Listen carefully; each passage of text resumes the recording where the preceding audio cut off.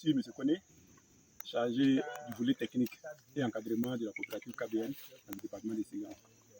J'avoue que ici la coopérative encadre 10 hectares. Chacun d'eux s'occupe d'une parcelle bien définie d'1 hectare pour pouvoir maîtriser les travaux qui sont les leurs. Pour créer de la concurrence entre les différents membres de la coopérative qui travaillent sur le site. Ok. Qu'est-ce qui a inspiré le choix, je dirais, de ce site-là? Bon, d'abord la qualité du sol. La qualité du sol, parce que cette parcelle-là s'y prête déjà à la culture agricole, parce qu'il est plat et il est bien irrigué en saison de pluie. Et puis l'accès aussi est facile. Okay. L'encadrement de la coopérative consiste à quoi? D'abord, l'encadrement de la coopérative consiste en premier volet à apporter la bonne sémence aux producteurs. Deuxièmement, le mode de semis, l'entretien et puis tout ce qui va avec la culture du riz qui leur permet de maximiser les rendements. Ok. En parlant des rendements, on voit que vous êtes en pleine récolte, j'ai vu qu'il y a des dames qui sont en train de vanner, il y a eu des récoltes. Quel est le rendement escompté ici? Quel est le rendement visé? Bon, le rendement que nous a donné par exemple le début du récolte ici déjà, nous voyons déjà on a 4 tonnes et demi déjà pour 1 hectare. Donc je pense que cette année la moyenne sera autour de 4 tonnes et demi. Quelles sont les difficultés que vous rencontrez dans cette parcelle? Bon, si la parcelle ici, souvent c'est le problème d'emmerdement. Voilà. Nous sommes en train de rechercher des produits qui peuvent nous permettre vraiment de faciliter le désherbage des parcelles agricoles. Ok. En 2 mots, est-ce que vous pouvez me dire un peu de façon brève, en 2 mots, il dit bref, je dit 2 mots, c'est super. Comment se passe l'itinéraire technique ici?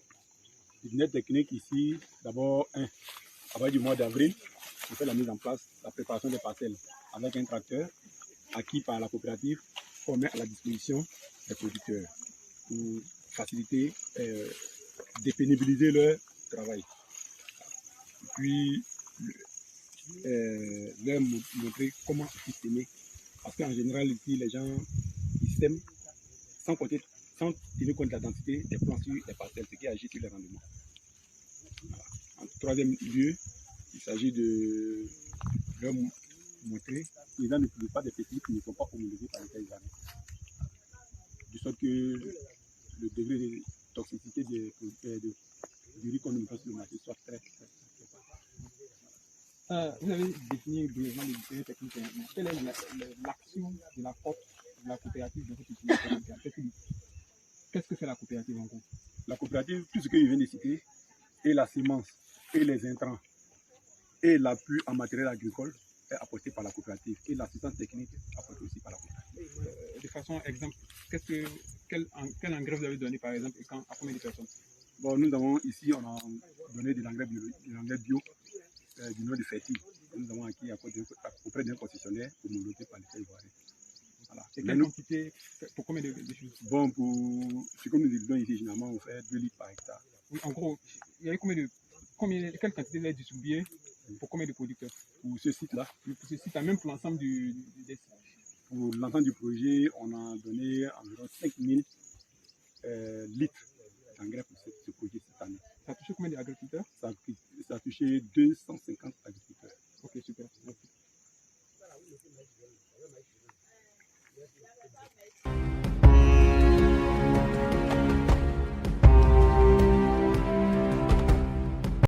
Oumar Koné, directeur de la société coopérative KBN Copsia, qui est l'abrégé de coopérative agricole Bonnement. Bonnement, c'est nous qui dit l'entraide. Voilà. Qui constitue le nom de notre coopérative. Maintenant, la société coopérative à ce jour compte autour de 2100 travailleurs, compte environ 600 à la création.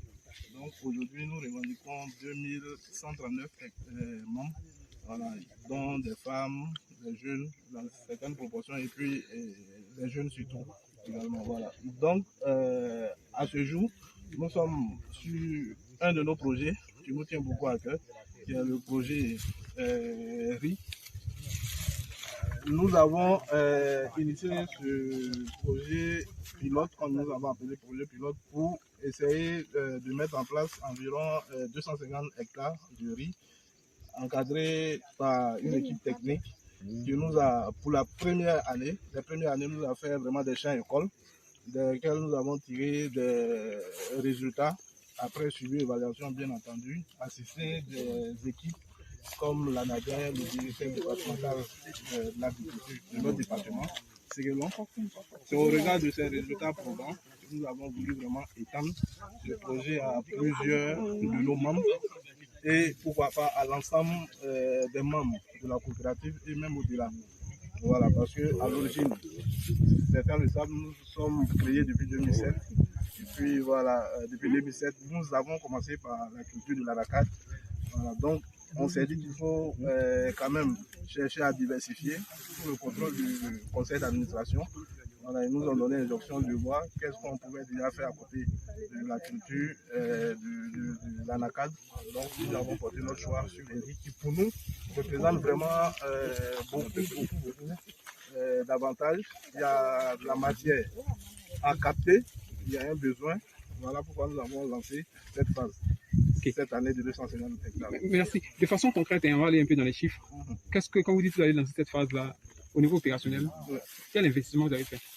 Bon, effectivement, à ce jour, on a d'investissement en continental 60 millions à ce jour. Et qui est constitué, par exemple, d'acquisition de tracteurs que nous avons fait, parce que on nous a donné comme information qu'il fallait beaucoup aller avec la motorisation quand on veut aller beaucoup loin. Donc nous avons fait l'acquisition d'un tracteur avec les tracteurs des équipements qui vont avec comme les semoirs, faciliter les semis. Et puis nous avons les pulvériseurs également pour, voilà, pour les phases de préparation de terrain. À côté de ça, phase récolte également, nous avons fait l'acquisition par exemple de 3 batteuses de riz et puis 3 faucheuses également pour, voilà, pour citer un peu le niveau d'investissement que nous avons fait. Puis peut-être à côté de ça, environ 29 millions en termes d'acquisition d'intrants, engrais et semences. Ok, très bien. Moi je vois qu'il y a du chemin qui est fait. Pourquoi vous avez sollicité ce financement de notre partenaire ISIDF? D'accord. Ce financement, nous l'avons sollicité parce que, comme il l'a dit, il y a matière à capter, il y a beaucoup d'opportunités. Déjà, nous avons remarqué que dans la zone, nous n'avons pas d'unité de transformation de riz. Ça, c'est un premier point. Donc, à côté de ça, on s'est dit, bon, il faut produire. En même temps qu'on produit, on peut capter une valeur ajoutée en allant à la transformation. Donc, nous avons sollicité l'aide du USADF à travers la subvention qui a été lancée. Nous l'avons solutionné pour espérer avoir, n'est-ce pas, une unité de transformation de riz, c'est-à-dire transformer le riz paddy en riz blanchi. Et cela nous permettra, comme on l'a dit, d'avoir une plus-value, de mieux rémunérer nos producteurs qui, voilà, verront, n'est-ce pas, leurs revenus accroître.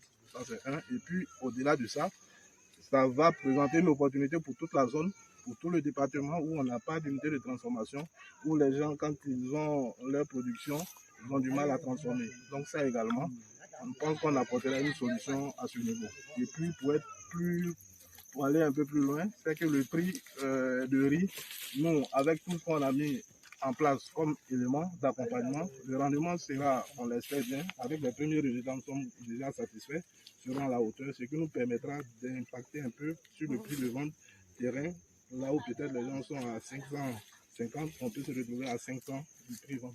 Ok. En gros, on a vu que vous avez parlé de Alogivet. Vous êtes coopérative anacarde et que vous avez commencé à surfer pour diversifier. Ouais. Pourquoi vouloir diversifier quelque chose qui marche? Ah bah oui, parce que c'est important pour nous. C'est important pour nous. Cela également est parti d'un constat. C'est que nous avons nos producteurs, même l'anacarde que nous faisons, c'est saisonnier. Déjà c'est saisonnier. Après la période, c'est un peu difficile, entre parenthèses, pour les producteurs. Le temps d'atteindre l'autre campagne à venir qui est encore dans une année, quand on prend la période. Donc pendant ce temps, Tous les revenus qu'ils arrivent à avoir avec l'ANACAD, ils sont souvent amenés encore à aller acheter du riz avec pour se nourrir jusqu'à la période de la prochaine campagne ANACAD. Donc on s'est dit, bon là, c'est vrai qu'ils font l'ANACAD, mais à côté, on peut les amener, les encadrer à faire du riz. Au lieu de chercher à aller acheter, déjà tu produis, non seulement tu vas consommer déjà d'abord, et à côté de ça, le surplus, tu peux commercialiser. Donc ça résout un problème pour nous. En tout cas, voilà. Top. Merci beaucoup. Est-ce que tu as un dernier mot, un message à faire passer? Pas à moi forcément. Hein. Bah oui. En tout cas, ce que je peux dire, c'est vraiment de remercier l'ensemble de nos producteurs, parce que c'est des personnes courageuses. Même sans moyens, ils font vraiment tout ce qu'il faut pour vraiment sauver leur dignité. Et nous, on ne peut qu'être satisfaits. Et c'est une responsabilité pour la société coopérative de chercher les moyens pour qu'ils soient de plus en plus à l'aise. Et ça, c'est une de nos premières missions. Faire en sorte que vraiment nos producteurs se sentent vraiment bien.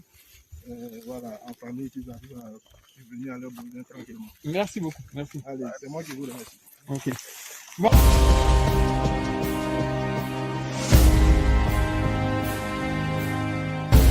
Le premier vice-président de la coopérative KBL.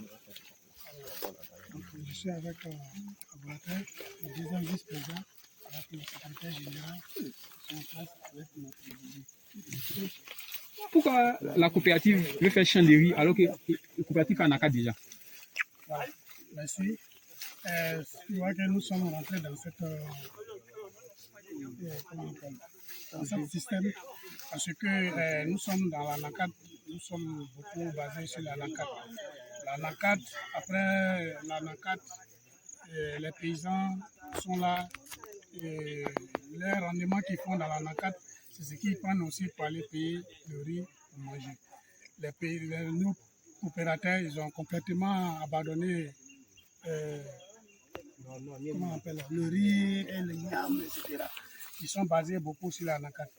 Donc, on a essayé de réfléchir pour voir pourquoi pas les tirer encore, faire venir sur le riz et puis la NACAD pour pouvoir, comment on appelle, l'igname, maïs, pour pouvoir gagner à manger.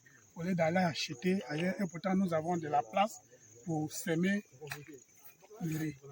Donc voilà ce qui nous a poussé à venir vers eux, les faire comprendre. Et Dieu merci, ils ont compris. Ça c'est notre première année dans le riz. Voilà ce que ça a donné. Donc, ok, merci beaucoup. Merci. Est-ce que vous voulez ajouter quelque chose encore sur le projet? Qu'est-ce que vous voulez parler au nom des bénéficiaires, au nom de vos membres? Qu'est-ce que vous voulez dire encore? Ok, bon, on remercie beaucoup nos membres de la coopérative.